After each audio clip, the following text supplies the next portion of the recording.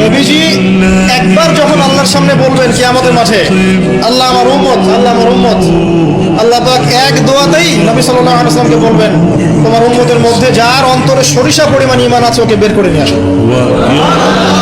সেই মানুষের শান, তার মর্যাদা, তার চরিত্র নিয়ে কেউ যদি কথা বলে, কটূক্তি করে, তার অবস্থা পরকালে কি হবে চিন্তা করে। দুনিয়াতে হয়তো কিছু হবে না, হয়তো পার পেয়ে যাবে। এই দুনিয়াটা চূড়ান্ত ফলাফলের জায়গা।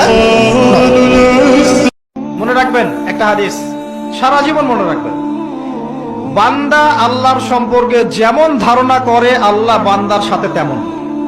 আমার কথা কি বুঝতে পারছেন?